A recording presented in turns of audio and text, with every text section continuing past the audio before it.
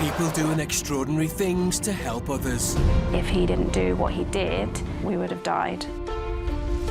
Heroic acts that have sometimes meant the difference between life and death. And he was just crying, "Don't let me die, save me, save me." Amazing acts of courage. It was just a natural reaction. This guy needs help. Captured on dash cams, CCTV, and mobile phones. Incredible stories from the UK. They put his life at risk just to save me. And across the world. Mayday, mayday, mayday. All the people that assisted with my rescues that day are my heroes. We genuinely owe our lives to him.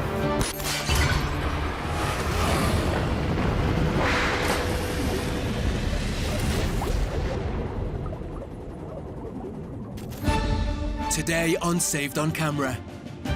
In Australia, an experienced bushwalker knows exactly what to do when he gets seriously injured after falling from a waterfall.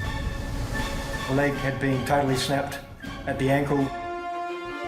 So I grabbed my walking poles, started to use them to splint my leg. But he's out there alone. No one knows he's there, and he's just lost his only means of getting help. In putting my phone in my pocket, I missed my pocket and my phone went straight in the creek. I have no way of telling anybody where I am, and now panic starts to rise in me. In the UK, two 9-year-old boys are in danger of drowning under Blackpool's Central Pier at the start of the summer holidays, clinging to the razor-sharp girders with all their strength as the waves threaten to engulf them. A brave father of 3 risks his own life to save the boys, but can he reach them on time? I didn't know where they were. I just could hear him crying. And he was just crying, don't let me die, save me, save me." Can you contact Coast Guard, Northwest Ambulance? We could see members of the public had already gone into the water. We genuinely believed that day there would be numerous fatalities. As one of the biggest storms to hit the UK and Ireland brought chaos to a coastal suburb of Dublin. We'd never seen anything like that here before. There had been warnings on the radio about people swimming and reminding them, please don't. But one local resident decided to chance it. I just thought, she's not going in, surely she's not going in. And off the coast in the UK, a vintage plane with 2 people on board loses power. They're over the sea, but landing in water could be fatal. Just heard the engine splutter. Their only chance of survival is to find somewhere to land, and soon. After the first splutter, then there was a failure, and that was the end of it. In Queensland, Australia, a bushwalker's hike goes wrong on the side of a waterfall. I start sliding and I just saw myself cartwheeling down the face of the waterfall. Having suffered an injured arm and leg, the enormity of his plight soon sinks in. I live by myself. I've told nobody where I am, and panic starts to rise in me. Neil Parker was born in England, but raised on the other side of the world when his parents relocated the whole family to Australia. He's a native now, through and through, with a passion for the great outdoors. I do a lot of off-track walking and go places that nobody else has been to, or very few people have been to. Neil's sister Dawn, who lives several hours away, has mixed feelings about this particular hobby. As a family, have always been a bit concerned, but at the same time I know that he has built up his skills and he is really good with taking care of himself. Where he does his bushwalking, there's no internet service, so I just know he's gone in and I know that he's come out. One Sunday morning, Neil heads off alone on one of his favourite 3-hour hikes. That day was just the perfect day to be out walking, and feeling really confident that, you know, I'll be out in an hour and a half. To complete the hike, he needs to scale the side of a waterfall. I get to the base of what I know is the biggest waterfall on this walk. It's curved, but vertical, but it's got lots of handholds and footholds. I reach the point 2/3 of the way up to the waterfall, and I start sliding, looking for grabs, finger grips, jug holds, anything to halt my momentum from sliding. I just saw myself cartwheeling down the face of the waterfall.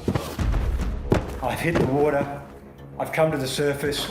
I start swimming, but one of my legs doesn't seem to be playing the part, and I realised I was badly injured. My leg had been totally snapped at the ankle. So I grabbed my walking poles, started to use them to splint my leg. I looked at my wrist, I had a long sleeve shirt on, but it just felt like it was sprained, so I wasn't overly worried. I got my phone out, turned it on, only to find out I had no range. So I thought I'll put my phone in my pocket and I'll try and make my way 30 or 40 feet down the creek. In putting my phone in my pocket, I missed my pocket and my phone went straight in the creek. I have no way of telling anybody where I am, and now panic starts to rise in me. I live by myself. I've told nobody where I am. The first person that's going to notice I'm missing is my boss Monday morning when I don't turn up for work. Stranded, with no communication in the middle of the Australian forest, with no one looking for him, things are looking bad. It's getting dark, and I think I now have to find somewhere to bunker down for the night. Later, Neil's hope of a rescue quickly fades. This is not the right location for these guys to be able to find me at night, and I'm under deep canopy.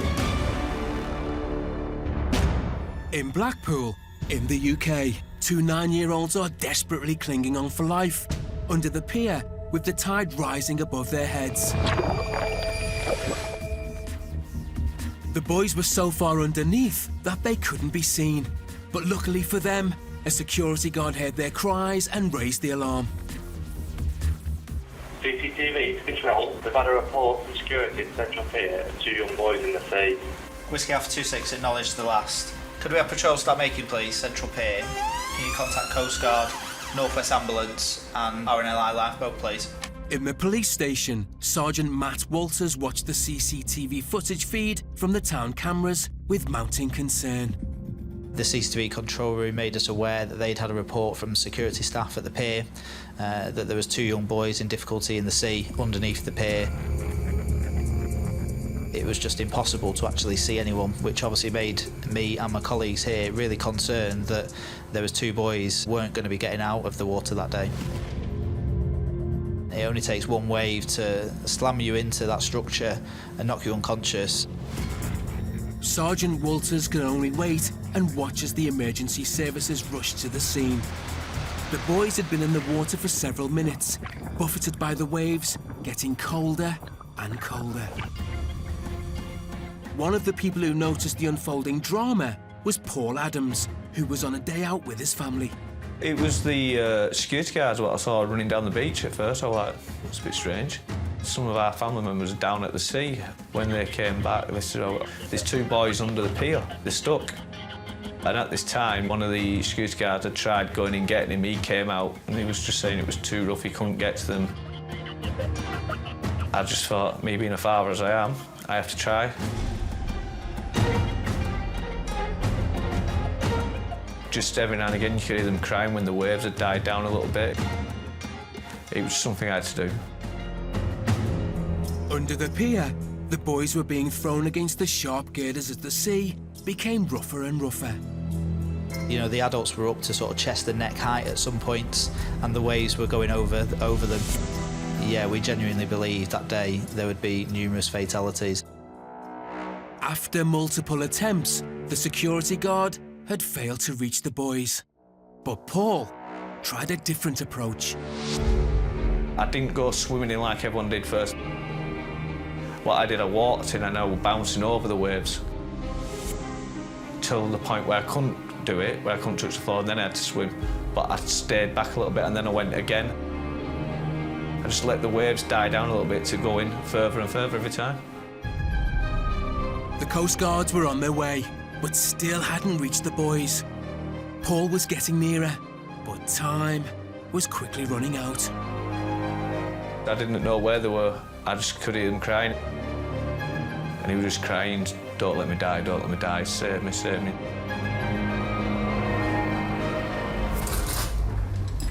Hi, you alright? Yeah. Did you have a good day at school? Mhm. What do you want to do? Do you want to make some butties for tomorrow? Yeah. For your packed lunch? Yeah. The Kitson family had recently relocated to the seaside town of Blackpool. We'd just moved to the area. We're just finding our feet. And Mum Claire was relieved that the children were adjusting to life here, including 9-year-old Isaac. Isaac came home from school one evening with a little note asking was he allowed to stay at his friend's house. I was apprehensive because Isaac's never had a sleepover before anywhere, but I was also overjoyed because he obviously had this bond with this little boy. So he was jumping for joy. And then we gave him his tea. I walked him round to his little friend's house. I can't wait, Mum, I can't wait. I'm going to have a sleepover. And I had a little chat with Mum, and I'll see him tomorrow morning. But the next morning, the children's plans for a fun day out were to take a disturbing turn. I had a phone call off his friend's mum telling me that she couldn't see the children outside, but not to worry because they are on the bikes and, you know, they'll be back soon. Have they made the way up to me? I hadn't seen them, so I had to say, obviously, no, I haven't seen them, but I'll have a little look at the park, which I did. I went down and had a look. I couldn't find them. As I heard nothing else, presumably everything was fine. But young Isaac would never forget what was to happen that day. We wanted to go out and play some football and ride on our bike. We saw these two boys I didn't know, my friend did, and he said for us to follow them. I didn't know where I was going, I was just following them. Isaac and his new friends ended up at the beach, where their games became more dangerous and involved going into the water. We walked over, we put our feet in up to our shins, and then there was a big wave, and then the wave took me over and then pushed me back out. I couldn't swim, and the waves were proper strong. With both boys unable to swim, they were now stranded and in extreme danger. We could see members of the public had already gone into the water, wading in the low tide, looking for these boys. It's very brave. Going in the sea at any time, whether the water's calm or rough, is dangerous. But Paul was determined to save the boys. It was rough, but I was doing it and I was coming out with all of us. Isaac and his friend were struggling to hang on any longer as the cold and the buffering took its toll. I was panicking and I kept on bobbing up and down. 3 seconds down, 2 seconds up, and kept on struggling, feeling like I might die.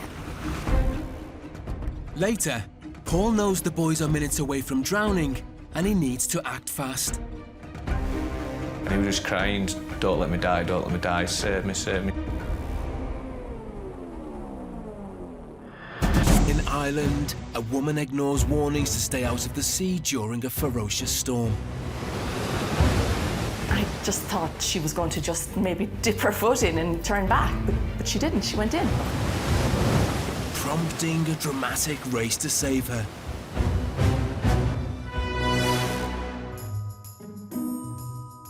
Dublin in Ireland is known for its enchanting coastline, and it's home to Fiona Donnelly and her family.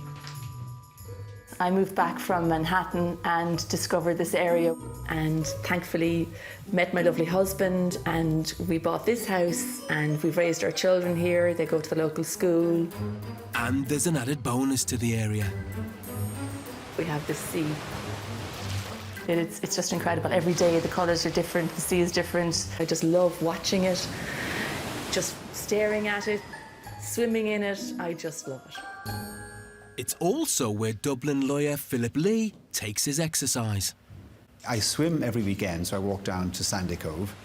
So it's a lovely area to wander with the dogs or with friends. Terribly pretty to look at and it's awe-inspiring. It's lovely. Both ended up involved in a dramatic rescue during one of the UK and Ireland's recent infamous storms. Middle of a storm, beast from the east. We'd never seen anything like that here before. There was no cars on the road. There was nobody out. It was a complete shutdown. We'd had a couple of days indoors, but after about 3 days of that, we'd started to get cabin fever, so I suggested we go for a walk. Not far away, Philip and his family had the same idea.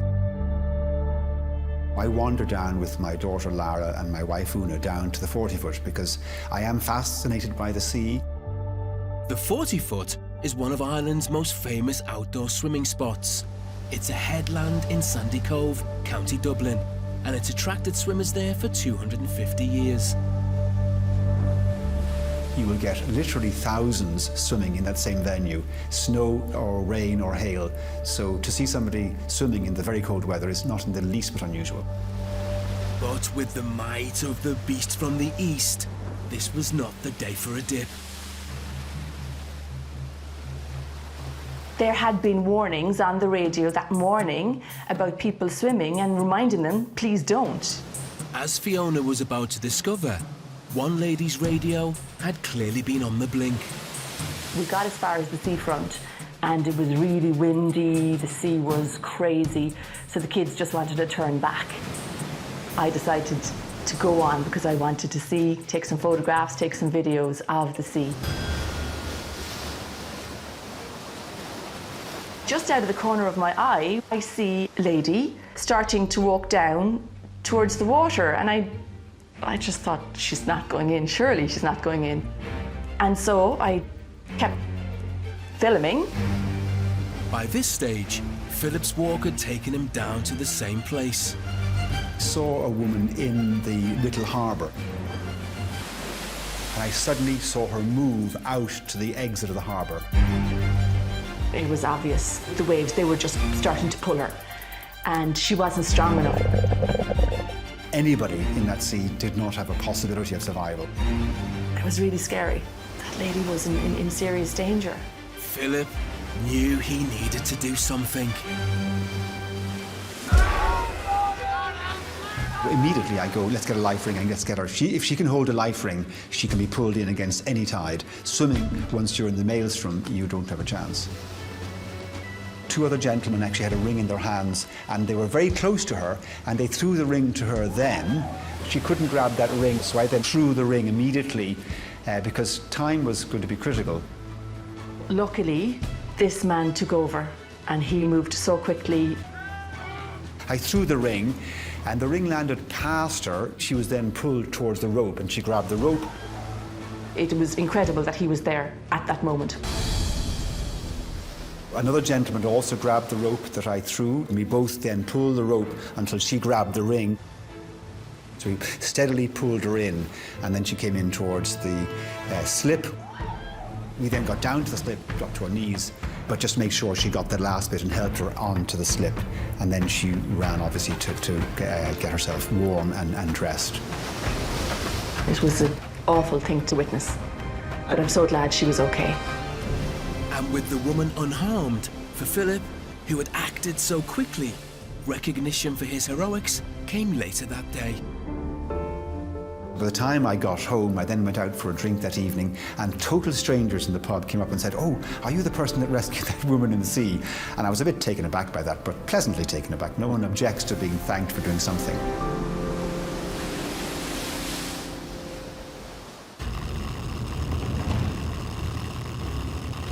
A vintage airplane is in trouble over the UK coastline with 2 people on board.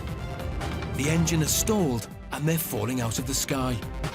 The pilot needs to make an emergency landing, but the only option is on a beach full of holidaymakers. So I braced myself and just hoped for the best, but I actually thought, okay, this is where we're going to land. Zach Rocky is a 47-year-old airplane enthusiast from Devon and has been flying planes for 17 years. Passion for flying goes back a very, very long time, since literally before I can remember. It's what I'm about. I love it. I love how they work. I love how they operate. I've got to understand how they operate, aerodynamics, what keeps them in the air. And I always knew I was going to fly. One of Zach's favourite planes is this vintage 1930s French light aircraft. I love the look of it when it's together. It's a head turner. It's a nice machine to be in.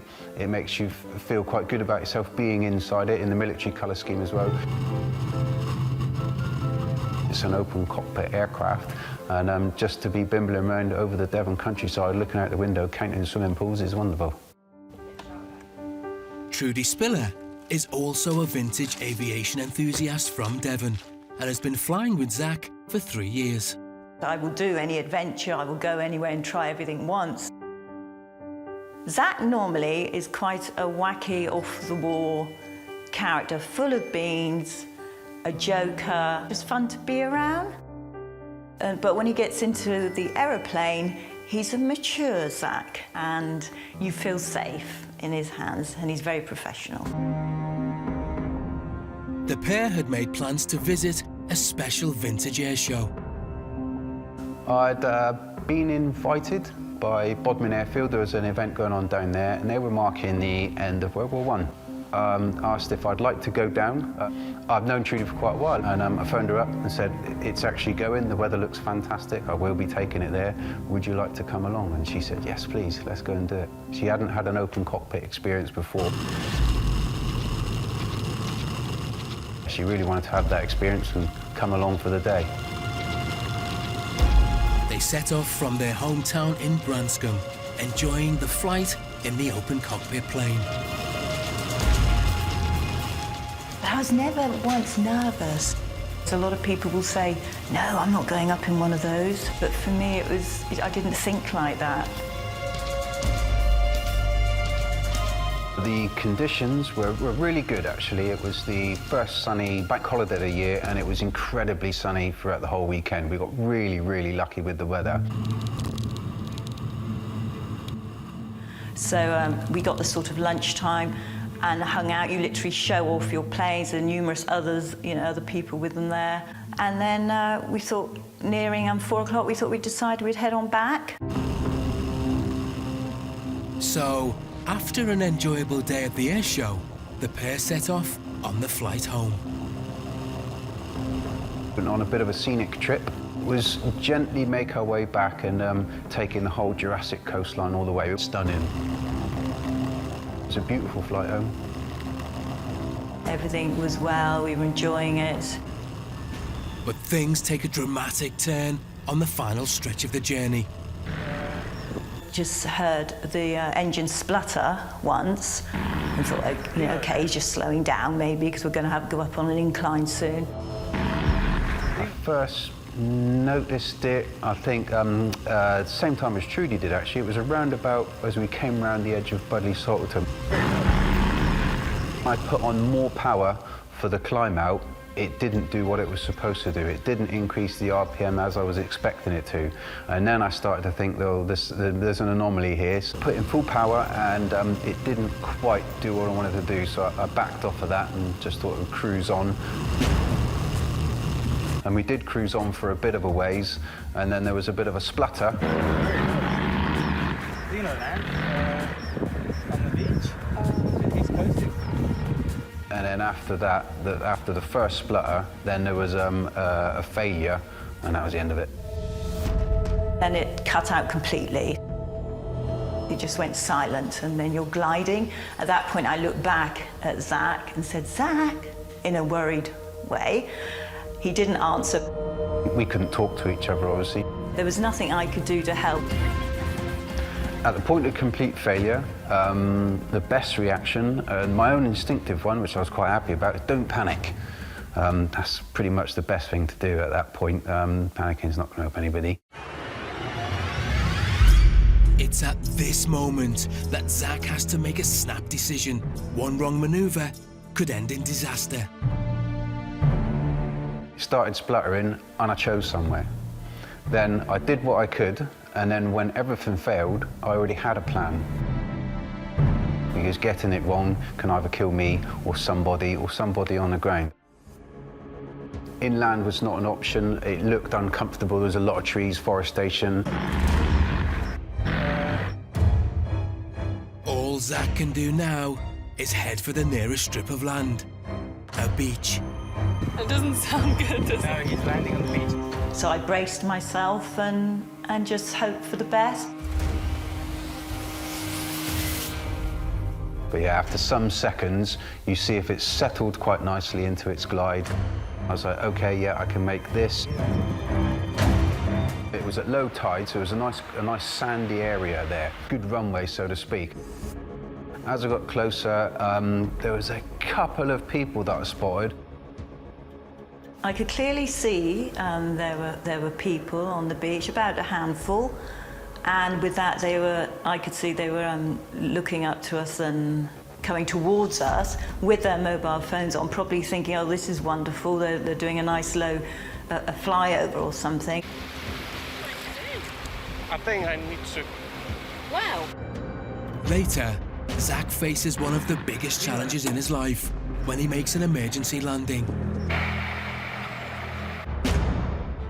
Meanwhile, back in Blackpool in the UK, two boys stranded in the Irish Sea, fighting for their lives and desperately praying for help. I thought I was strong, but the waves were obviously stronger than me. I was thinking, I'm gonna die. Then, Isaac made one last effort to save himself as he remembered something his mum had taught him. She taught me kick your legs and hold on to something. Luckily, the pier leg was within his grasp. We grabbed onto the thing what holds the pier up. I told my friend to keep on moving along so there's more people that side so they could try and help. Spurred on by the boys' cries for help, Paul was all the more determined to get further into the water and to rescue the boys. I didn't know where they were. I just could hear them crying, and I noticed Isaac being on the outside of the pier, so I got him first. Isaac was holding on to the pier leg, and I said, right, come on, we're going now. For Isaac, it was looking like his nightmare might be coming to an end. He picked me up and then brought me along. Isaac held on to me like he never wanted to let go of me, like. He just couldn't let go of me. He just held on so tight. When I came out with Isaac, I gave him straight to Paul, who's part of our family. With Isaac safe, Paul went straight back in to help rescue the other boy. As I got to the other lad, I had to swim out to him because he was a lot further out. He tried grabbing me straight away, and I'm like, just 1 minute, let me just get my breath. Got my breath, I went, right, come on, we go. But I've come back out and there was someone in the water who took over the second child. The second man was the security guard who had raised the alarm.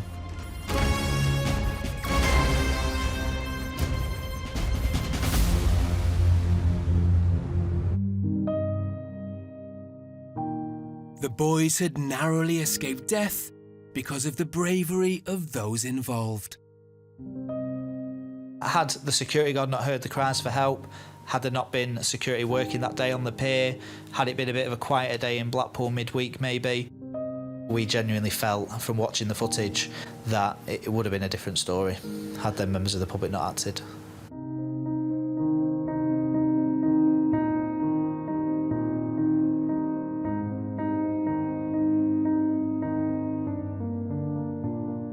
We stayed on the beach for a little bit longer, sat there talking about what had happened, and everyone was like, I can't believe you just done that. I'm like, no, neither can I.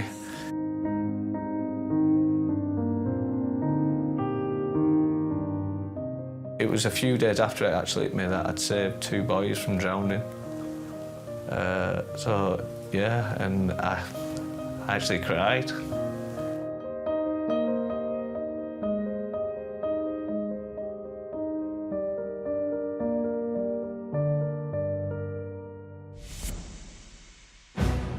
Australian Outback, a bushwalker finds himself in serious trouble after falling from a waterfall. I was badly injured. My leg had been totally snapped at the ankle. Worse still, nobody knows he's out there. Panic starts to rise in me. I've told nobody where I am. But the alarm was raised when he didn't show up for work the next day, and his sister Dawn received a call. On the day that I found out that he hadn't turned up for work, I was at work myself, and I knew straight away that something is wrong. The lady beside me at work, I just went up to her and touched her on the arm and I said, "My brother's missing."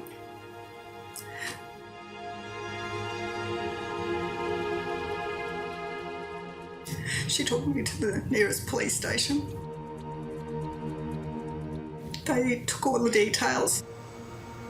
The police helicopter went out, but they didn't find anything. That night, I did feel that maybe he might have died. The next morning, police handed the search over to Air Rescue, a division of the Queensland Government. Greg Beer was on duty. He didn't have an emergency locator beacon with him, so we weren't getting any signals. It was really a needle in a haystack. In the Outback, Neil knew he would need to play a part in his own rescue.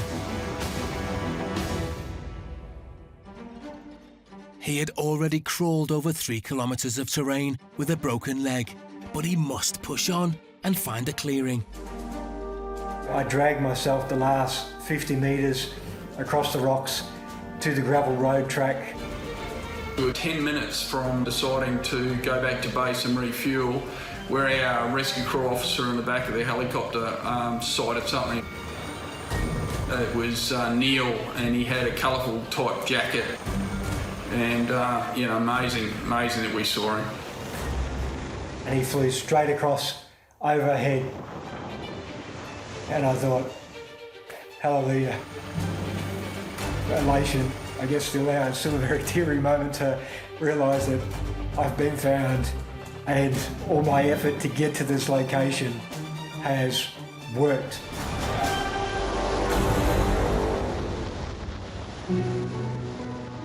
Time was critical. We set up for the winch then. It was quite a tight area to put our guys into. When the helicopter came back to load me into the stretcher, and then when the stretcher was taken off and I was in heaven, I thought, wow, I've been rescued, I'm going home. Neil's ordeal is finally over, and his family received the news they've longed for. I found him.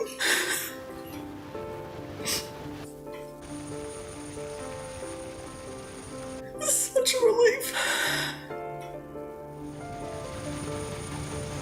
We just went straight up to emergency, and straight away someone let us know that he was all good, that he has badly broken his leg and his arm, but she told us that he managed to drag himself to a clearing that was 3 kilometres from where he had fallen. It just blew me away.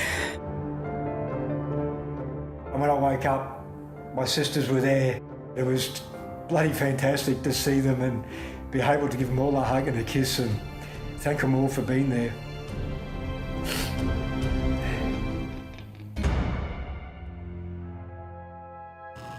Back in the UK, Zach Rocky and his friend Trudy had been on their way back home when their vintage aircraft suddenly lost power. Heard the engine splutter. The time has run out and they can't avoid an emergency landing. Something wrong. People, you better clear the beach. But they're heading towards the beach and a difficult approach. So it was a sudden bang and then boom, boom, boom along some other rocks and the sand.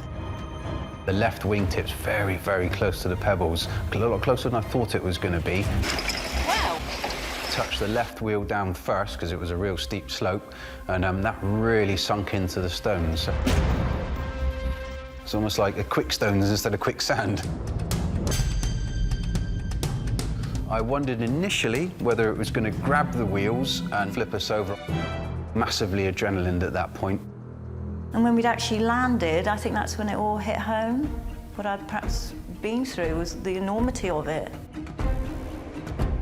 I was bizarrely unfazed. And then getting out after, sort of got a bit of jelly legs. I was like, oh my God.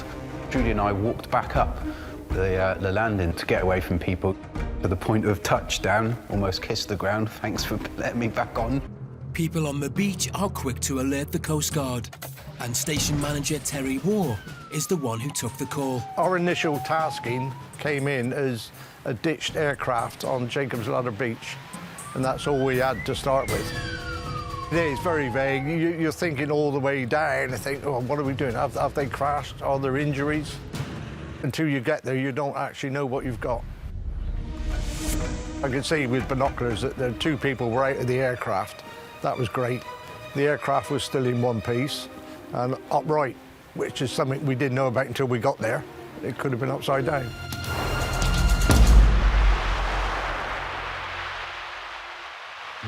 Check that there's no injuries as such. Also checking for shock. The pilot seemed fine, but the passenger was a bit quiet. So we just talked to the passenger, make sure she's okay. Because if the tide had been in, he wouldn't have been able to get down onto the beach. There wouldn't have been enough room. If it had been midsummer, there would have been too many people on the beach. He wouldn't have come down then. Probably his only option would have been to ditch in the sea. The incident could have turned bad very quickly. If he ditched in the sea, there would have been injuries, possible fatalities. What started out as a fun day out for a pair of aviation enthusiasts ended up in a major rescue operation that could have been so much worse.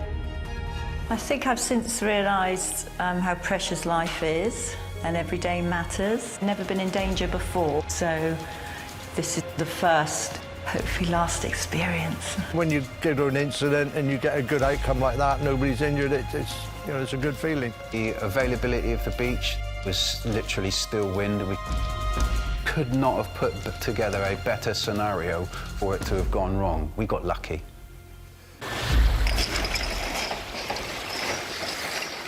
Thankfully, no one was injured, and even the plane survived intact. Today, 6 months after their crash landing, Trudy and Zach meet up with Terry the Coast Guard, who rescued them off the beach. Terry. How are you? Terry, nice to see you again. You too, sir, you too. Remember Trudy? How are you? Yeah. Just, that day? I can remember. I don't think I'll ever forget it. Was you expecting to see this sort of an aeroplane there? No, but there you go, yeah. When you see plane, I think, oh my God, we got a passenger airline That's right, on the beach. Yeah, quite. Amazing bit of flying. Because you wouldn't have known until you got down level with the beach, the sort of slope on the beach, would you? No, I was hoping for the sand. I was aiming for the sand. Right. That was the flattest part. Yeah. But the 4 or 5 people that were there, they went to the shoreline. So it was like, I can't do that anymore. Stones. But yeah, we got away with that one. Beach wheels, that's what I call them from now on. I do. Yeah, there's not many aircraft I think I could have actually made that with, apart from this one. In fairness, yeah, some of the other things I've flown, they weren't going to manage that, not at all. When I heard the engine cut out, that's when I knew that wasn't right, and the spluttering. So, I sat there, and not at any point did I think, oh, this is it, I'm going to die. I knew Zach would get it down. I really kind of phased out, and that was my first experience of shock, probably. Yeah, it's like you said, you were in shock. You just wanted to sit down, and everything comes flooding back to you, what you've just done and what you've just been in. Yeah, I was shaking. And when I first I went on a flight again with Zach, that stomach, the feeling came back, to be honest. Yeah. Are you having fun, though? Oh, fun. And she went over and touched the airplane and gave it a little stroke. And I even said I offered her if she wanted to go flying again. I think she might do. She might do, in this aeroplane. Maybe one day I'll sit in as a passenger again.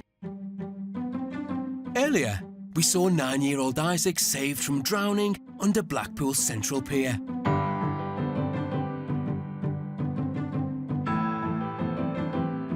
Now fully recovered, Isaac and his mum have forged a bond with Paul, the man who carried him to safety. Hi, Paul. And they meet up on a regular basis. Alright. You good? Yeah. You alright, yeah? Yeah. Good. How are you doing? Bit mad being back here. Yeah, but it feels strange, doesn't it? It does. It does a little bit, yeah. Well, if it wasn't for you, we wouldn't be sitting here with Isaac. Yeah. I think it was a brave thing you did, risking your own life when you've got your own family. You know, you just went in and got them, and I can't thank you enough for doing that. That's going above and beyond. The main thing was getting you out. Yeah. I can't sort of comprehend the fear that obviously the children must have been going through, and the relief when they saw you, you know, coming in for them. The sound of the children crying, it was enough to prompt you to go in for them. You could tell they were scared when I got to them, they wouldn't let go, and all they kept saying is, don't let me die, and stuff like that, and I weren't planning to.